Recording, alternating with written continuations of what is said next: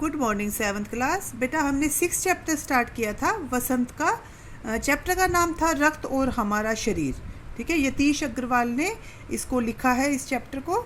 तो इसमें हमने रक्त के बारे में पढ़ा था कि हमारे शरीर में जो रक्त होता है उसमें लाल रक्त कणिकाएं होती हैं और रक्त की बूंद में ये हजारों की लाखों की संख्या में पाई जाती हैं।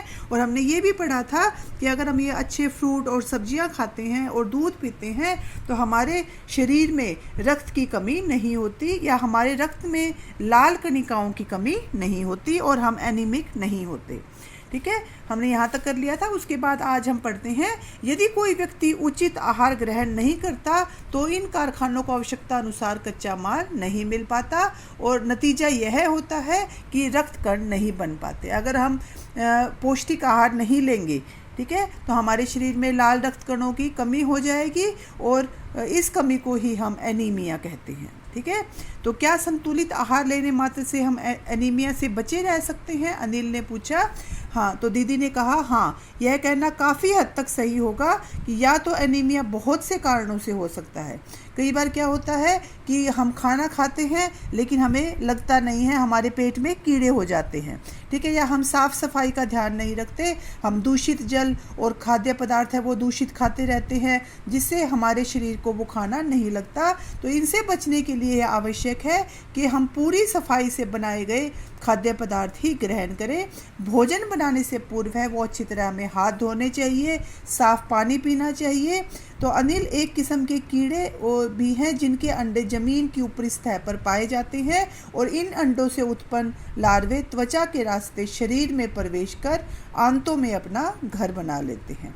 ठीक है, कुछ ज़मीन पर ऐसे कीड़े भी पाए जाते हैं जो हमारी त्वचा से, हमारी स्किन से हमारे शरीर में प्रवेश कर जाते हैं।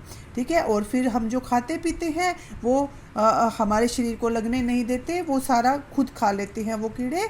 तो इससे बचने का सहज उपाय है कि शौच के लिए हम शौचालय का प्रयोग करें और इधर उधर नंगे पैर ना घूमें। ठीक है, तो दीदी यह तो बहुत महत्वपूर्ण बात बताई आपने। अनिल ने कहा कि यह बहुत ही महत्वपूर्ण बात बताई। आपने बताया था कि रक्त में सफ़ेद कण और बिंबाणु भी होते हैं। ठीक है, जब डॉक्टर के पास गया था तो डॉक्टर ने बताया था कि लाल रक्त कण होते हैं, सफ़ेद कण होते हैं और प्लेटलेट यानी कि बिंबाणु होते हैं। तो उनका शरीर में क्या काम होता है?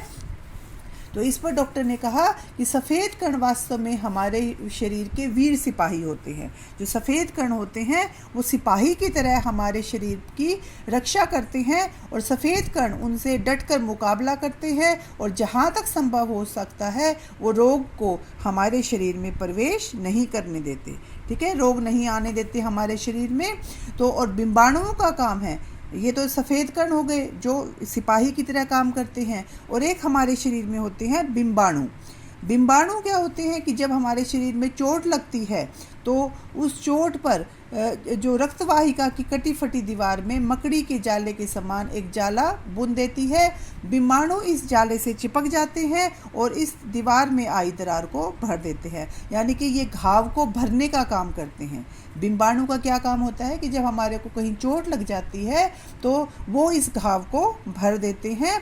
तो अनिल बोला, दीदी लेकिन घाव गहरा हो तो खून बहता ही चला जाता है।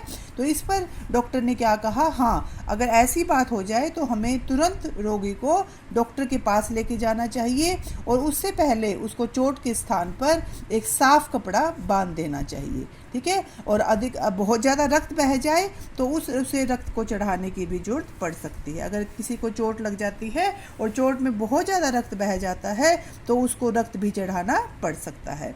तो अनिल ने इस पर पूछा कि क्या ऐसे समय में किसी व्यक्ति का खून आ सकता है काम?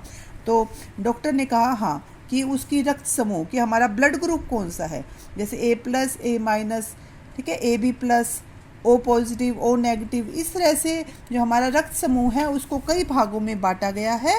ठीक है, और जिस व्यक्ति का जो ब्लड ग्रुप होता है उसको उसी ब्लड ग्रुप का जो ब्लड है वो चढ़ाया जाता है। लेकिन ज़रूरत के समय यदि उस रक्त समूह का कोई व्यक्ति मिले नहीं तो उसने पूछा कि अगर हमें ज़रूरत है और उस टाइम कोई रक्त देने को तैयार ना हो तो क्या होगा। तो ऐसी आपातकालीन स्थिति के लिए ही ब्लड बैंक बनाए जाते हैं, ठीक है, जहाँ पर ब्लड डोनेट किया जाता है। लोग अपनी इच्छा से वहाँ पर ब्लड डोनेट करते हैं ताकि अगर किसी व्यक्ति को ब्लड की ज़रूरत होती है तो वहाँ से उसे ब्लड आसानी से मिल जाता है। इसके लिए आवश्यक है कि समय समय पर हम रक्तदान करते रहें, ऐसा डॉक्टर ने कहा। क्या मैं भी रक्तदान कर सकता हूँ? इसके बाद अनिल ने पूछा कि मैं भी ब्लड डोनेट कर सकता हूँ या रक्तदान कर सकता हूँ या नहीं। तो डॉक्टर ने कहा इस पर कि तुम अभी छोटे हो, 18 साल से ऊपर व्यक्ति है वही रक्तदान कर सकता है और एक समय में उनसे लगभग 300 मिलीलीटर रक्त ही लिया जाता है। हमारे शरीर में टोटल 5 किलो रक्त होता है, ठीक है, लगभग 5 लीटर होता है। तो जब रक्तदान अगर किसी व्यक्ति का रक्त लिया जाता है तो 300 मिलीलीटर ही लिया जाता है और इनमें से यदि कुछ रक्त किसी ज़रूरतमंद व्यक्ति के लिए जीवन दान बन जाए तो इससे बड़ी बात क्या होगी, ठीक है। तो इस पर अनिल ने कहा तो फिर तो मैं बड़ा होने पर नियमित रूप से रक्तदान किया करूँगा, ठीक है। तो डॉक्टर ने कहा हाँ ऐसा ही करते हैं और डॉक्टर दीदी ने अनिल को पीठ ठोकते हुए कहा।